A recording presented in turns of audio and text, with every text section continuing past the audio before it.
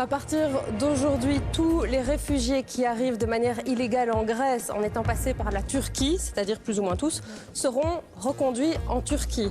C'est l'un des points de l'accord entre l'Union européenne et la Turquie, un accord qui aurait dû faire les gros titres mais qui a été un peu occulté par l'actualité de ces derniers jours. Prenons le temps de nous arrêter dessus.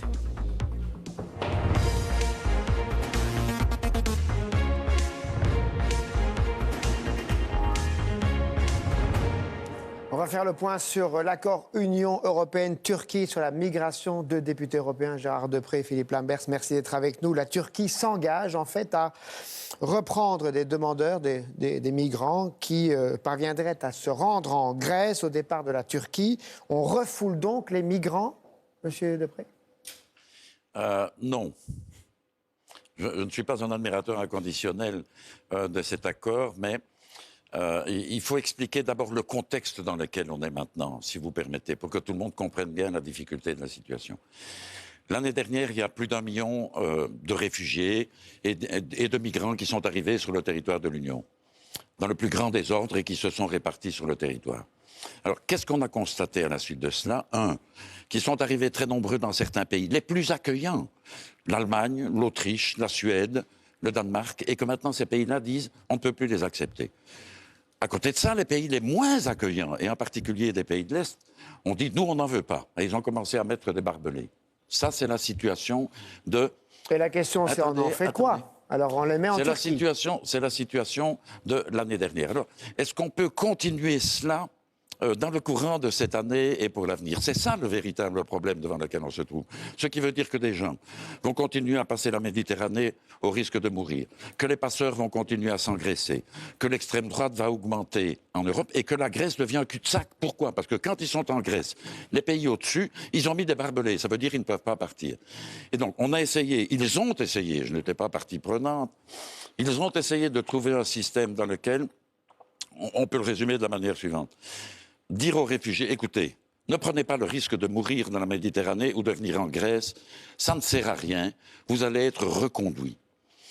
On a fait ça... Reconduit, refoulé, monsieur... Oui. Non, je ne dis pas ça comme ça. Pourquoi ? Parce ça change quoi, le premier plan était un refoulement. La situation qui est prévue maintenant, c'est que chaque candidat qui va arriver en Grèce va voir sa demande examinée individuellement. Donc alors, monsieur Lamberts, si je comprends bien... je peux. Terminez vite alors. Merci. Il aura même un droit de recours, ce qui veut dire qu'on ne va pas le traiter dans un troupeau en disant, écoutez, le troupeau vient d'arriver, on va le renvoyer là-bas en Grèce. Et que des engagements ont été demandés à la Turquie de faire en sorte qu'ils acceptent intégralement la Convention de Genève, de manière telle que...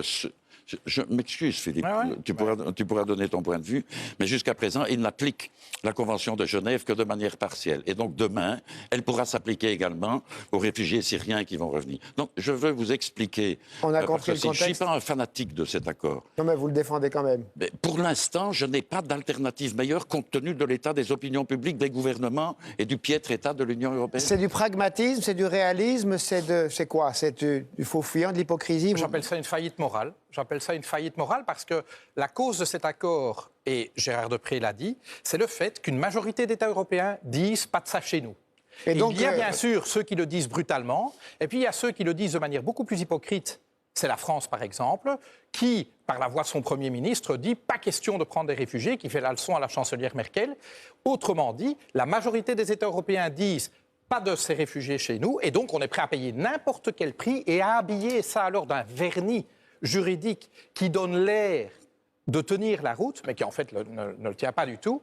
Mais le principe de l'affaire, c'est on remballe tout en Turquie, on paye la Turquie pour garder ces gens chez elle, et pour se donner plus ou moins bonne conscience, on dit peut-être, sur une base volontaire, peut-être accepterons-nous, tenez-vous bien, 72 000 réfugiés exclusivement syriens, 72 000, 72 000, qu'on choisit. 3% de ceux qui sont aujourd'hui en Turquie. Je ne vous parle pas de ceux qui sont en Jordanie, de ceux qui sont au Liban, de ceux qui sont encore partout ailleurs dans le monde. On ne demande pas à l'Europe d'accepter tous les réfugiés du monde, mais qu'on ne vienne pas me dire qu'accepter 1 million de réfugiés, c'est-à-dire 0,2% de la population européenne, c'est trop pour l'Europe. Si on s'y met ensemble, on est capable de faire ça. Mais simplement, les Européens préfèrent renoncer à leurs valeurs et dire non, on ne veut pas de ça chez nous. Est-ce qu'il y a un honteux marchandage avec la Turquie, Évidemment. Lambert?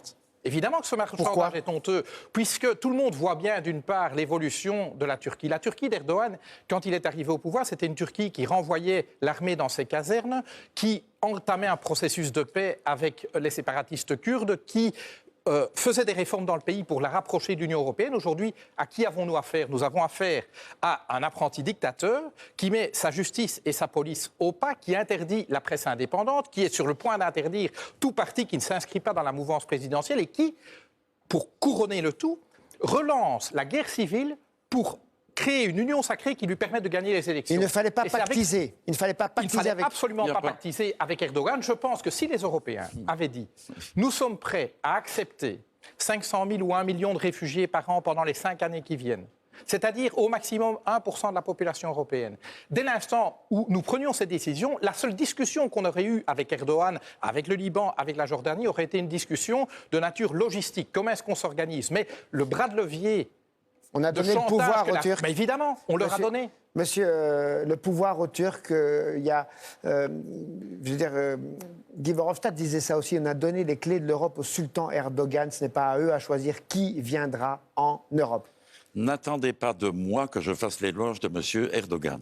Je n'ai aucune Et celle admiration. de M. Verhofstadt qui dit on a donné les clés de l'Europe à la Turquie. Je n'ai aucune admiration, mais vraiment rien à l'égard de M. Erdogan. Et je suis un critique radical de sa dérive autoritaire, mégalomane, etc. Mais quoi alors? Attendez une seconde.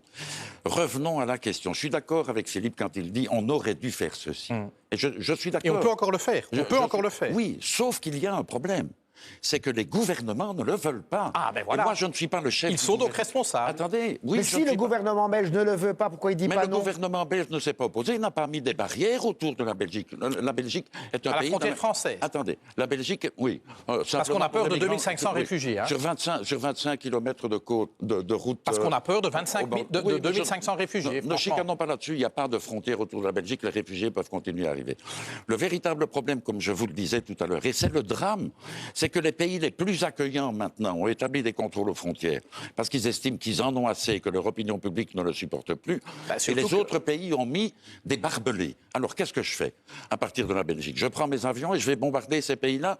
La vraie question est que je ne peux pas seulement rêver, et un homme politique ne peut pas seulement rêver à une solution idéale. Et je suis d'accord avec Philippe Lambert. Donc c'est le champ des possibles dans un milieu impossible, c'est dans un milieu extraordinairement difficile. Et je reviens aux relations. Est-ce que je peux vous interpeller sur ceci? Vous disiez tout à l'heure, parce que qu'est-ce que ça va changer pour les réfugiés? Vous dites on va empêcher les passeurs, ils vont plus prendre de risques pour aller en Méditerranée. Mais dans le même temps, vous dites que dans les îles grecques, en Grèce, il y aura des demandes d'asile. Donc, est-ce que quand même, ils ne vont pas traverser la mer pour aller là-bas, introduire une demande?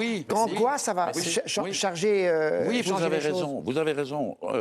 Ce qui a été décidé, et qui n'est pas idéal, j'en conviens aisément, ce qui a été décidé, c'est de lancer un message à l'intention des réfugiés en disant « Ne prenez pas le risque de venir en Europe par la voie de la Grèce ». Et ce dessin de Kroll, regardez, prenez-moi ces deux-là, je vous prends celui-là. Est-ce qu'on ne va pas choisir les Syriens à la tête de pipe, à la tête du client, les meilleurs? Non, Philippe, j'ai bien lu l'accord, ce n'est pas exact.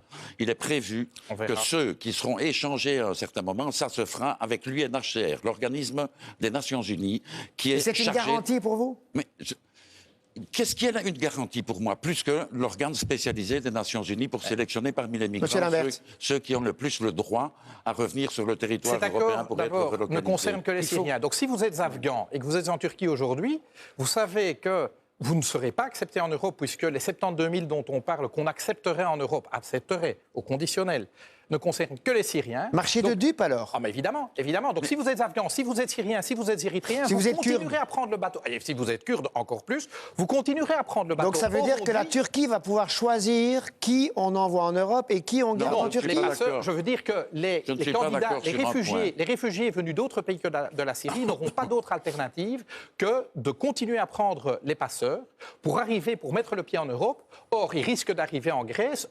Et l'Union européenne dit à la Grèce, débrouille-toi. nous, on ne veut rien savoir. Et donc, on va voir se développer d'autres avenues, par exemple via la Bulgarie, via l'Italie. On va rouvrir Lampedusa, vous allez voir. Et donc, il va y avoir des chemins Mais alternatifs. évidemment, s'imaginer qu'on peut construire des murs suffisamment élevés, suffisamment profonds, que pour isoler l'Europe du monde dans lequel elle se trouve, est une illusion et une illusion dangereuse. Monsieur Depré, est-ce que la Turquie... Je suis d'accord avec ce que Philippe Lambert vient de dire. Et avec quoi vous n'êtes pas d'accord alors? Attendez, je vais le préciser. Tous les murs ont toujours été contournés dans l'histoire. Évidemment. Même la grande muraille de Chine, elle a été contournée. Le véritable enjeu pour l'instant, c'est de faire en sorte que l'on puisse gérer les choses en les ordonnant. Ce qui a eu un effet dévastateur sur les opinions publiques et sur les gouvernements, c'est ce qui s'est passé l'année dernière dans laquelle il y a 1 million de personnes qui sont arrivées comme ça, sans voie légale, et puis qui se sont déplacées, qui se sont dispersées. Mais ça veut dire que c'est le moins mauvais accord que vous acceptez? Ils ont été bien accueillis. Je dis que c'est... j'aurais espéré pouvoir faire un autre accord. C'est pas moi qui l'ai fait. Donc vous n'êtes pas heureux, mais vous êtes réaliste. Je suis réaliste parce que je n'en ai pas d'autre et je préfère avoir un accord de partenariat avec la Turquie. Même, et je l'ai dit, si cet accord est déséquilibré, il est fait avec un homme auquel on ne peut pas faire confiance. C'est le prix à payer. Je préfère cet accord-là que de voir des gens continuer, 1 million de personnes, allez supposer qu'il y a encore 1 million de personnes qui arrivent en Grèce, avec des frontières de barbelés dans certains pays et avec d'autres qui ne veulent pas les accepter. Qu'est-ce qu'on fait? Eh bien, on met sous pression ces pays. On met sous pression ces pays. Je constate que la Pologne est le pays qui reçoit le plus d'argent des aides européennes, des fonds structurels européens. La Slovaquie, la Hongrie, ce sont tous des pays qui dépendent de l'aide européenne, qui sont récipiendaires nets d'argent européen. Mais il vous dit qu'ils ne vont pas écouter ces pays-là, qu'ils n'écoutent pas les autorités européennes. Qu'est-ce qui ne marche pas en Europe? C'est des moyens de pression. En tout cas, ce qui est en train de se passer, c'est la décomposition non seulement de l'Union européenne, mais de son socle de valeurs. La décomposition de l'Europe. Est-ce que l'Europe va tenir?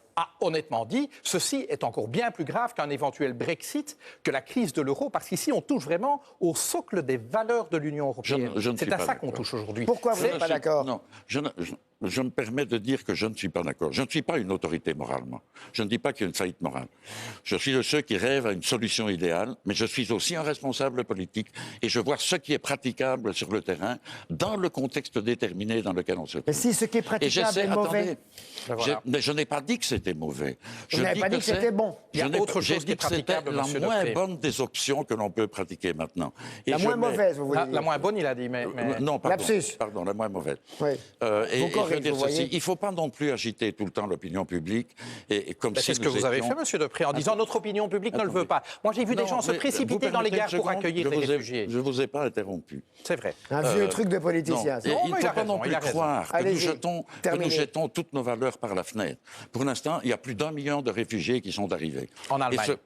Ce qu'on essaie de faire maintenant, malgré les réticences des populations et de tout le monde, c'est d'ordonner les processus. Parce que si vous voyez un aspect, ils trouvent ça dérisoire, un aspect de cet accord, c'est que demain, un certain nombre de réfugiés syriens, pour venir en Europe, ne seront plus obligés d'engraisser les passeurs et de risquer de mourir dans la Méditerranée, 3%. mais pourront venir légalement. 1 sur 3. Oui, il dit, ouvrons. Je vais faire une dernière. On les met où? Pour terminer, on les met où? Mais comment? Écoutez, demandez au Liban. Le Liban, pour un pays de 4 millions d'habitants, mais je suis d'accord 1 million de réfugiés. Mais trouvez-moi un gouvernement en Europe maintenant qui les prend. Eh bien, c'est bien ce que je dénonce.